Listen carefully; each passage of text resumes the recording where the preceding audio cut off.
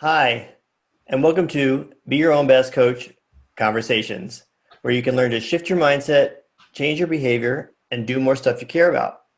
I'm Glen Lubbert, one of the co-founders of Be Your Own Best Coach, a 5-week group coaching program. I'm here with my colleague and fellow co-founder, Dr. Deborah Teplow. Hi, Deborah.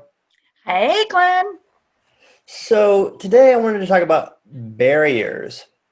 How do barriers block us and mire us in the problem? Oh, such a great question, Glen. When people are thinking about what they want to change and struggles that they're having, one of the very first questions that people ask themselves and everybody else asks them is, oh, what's blocking you? Oh, I wish I could, lose 20 pounds, but it's really hard. Oh, what are your barriers? What's blocking you? What are the obstacles? And that really is not the best way to go about change. It is important to talk about barriers, but we need to be more strategic.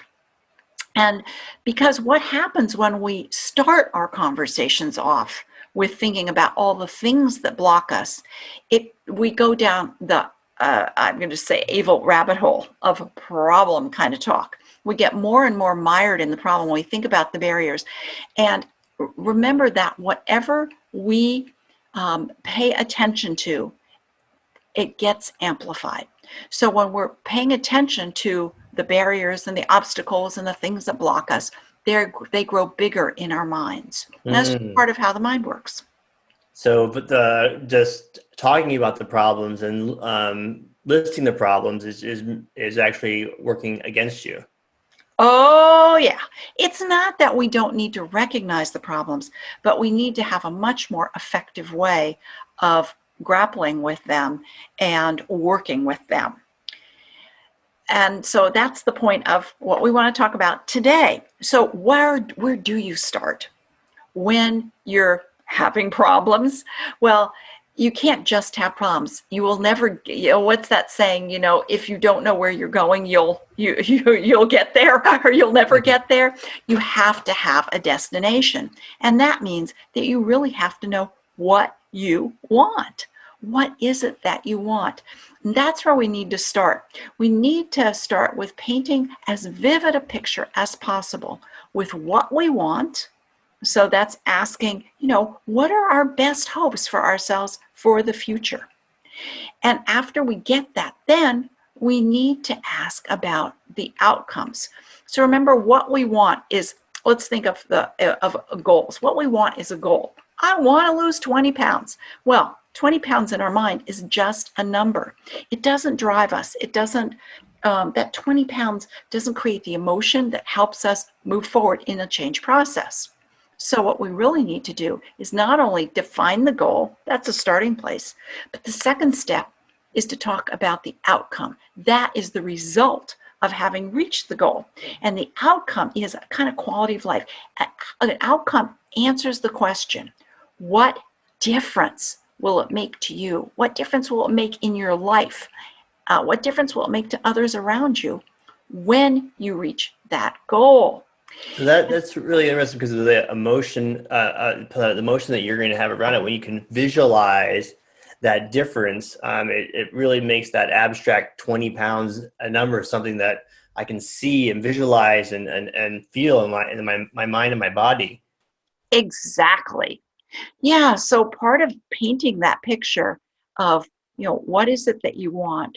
Um, what difference will it make for you when you can paint a very detailed picture?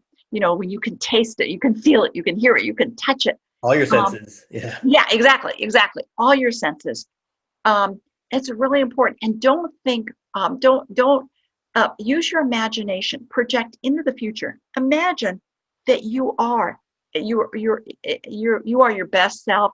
You're enjoying exactly your life that works best for you. That's where you start. Okay, imagine your life is perfect. What do you notice about it? What tells you that it's perfect? What do you see, hear, touch, feel, taste, etc. about it that tells you this is just how I want my life to be? That's painting a vivid picture. That fuels your desire for change it builds motivation, and it gives you something to aim for that's meaningful to you. Now, Well, yeah. go ahead, sorry. Yeah, so I was gonna say, so that, yeah, now you're painted that picture and you can see where you want to go. But the problem exists. So how do you balance out, knowing you know, talking about what the problem is and this preferred future that you want to have? How do you balance those two out? Aha, that was a perfect question.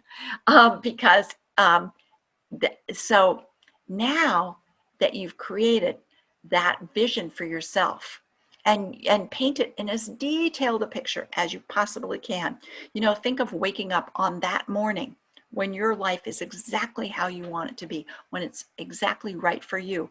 What's the first thing you notice that will tell you, that I've reached it. I've reached what I want. I've achieved it.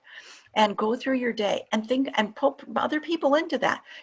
What would your significant other notice? What would, your kids notice? Or what would your parents notice that tells them, wow, it is the perfect day for you. Then after you've painted that picture, then after you have that rich picture, that is the time to say, okay, and what might hold me back? Mm. What could hold me back? And imagine those barriers within the context of having already achieved what you want and enjoying the outcomes. What is a barrier that might have held me up? What's a barrier that I might have had to grapple with? So we're actually asking it, looking retrospectively as Mm. having conquered that. And then that's when you make your plan. Okay, well, I realize, yeah, that might have held me up. How did I deal with it? It's a very different way of looking at things. And And so does our, I'm sorry, so does our brain, when we do this visualization in the future, how is it changing how we're looking at the actual problem? What's happening with our mind? yeah, that's a great question, because the mind really doesn't know the difference between past and present or even future. As long as we're, when, animals, human animals have the capacity for imagination, and language is that fuel that helps us, or that vehicle that helps us create through imagination. And so when we're creating in our mind and going through, it's as if we're actually living it. Mm. We know that, from the various studies, people think of something that makes them happy, and all their physiological responses change in Yeah, it's relation. like time travel in our brain. Yeah, that's right. It's time travel for our brain, and it wires us. It primes us and it wires us for success.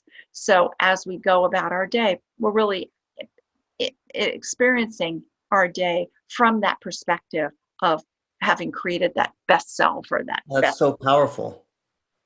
It is. And it's really cool. And it's very freeing. And it puts problems and barriers in the appropriate context. So as we started out saying, it's not that we don't want to recognize the barriers, but we need to work with them very strategically, so that we work with them in the context where it's most effective to grapple with them. Well, that's fantastic. And I think a great place for us to wrap up about how to manage barriers and not getting mired in the problem, looking at our future self. What difference will it make in our life? Thank you, Deborah. And thank you, everyone, for listening. I want to let everyone know to check out BeYourOwnBestCoach.com, where you can find out more information about our 5-week group coaching program. Listeners of Be Your Own Best Coach Conversations can take 10% off enrollment costs using the keyword conversations. Thanks again for listening, and stay well.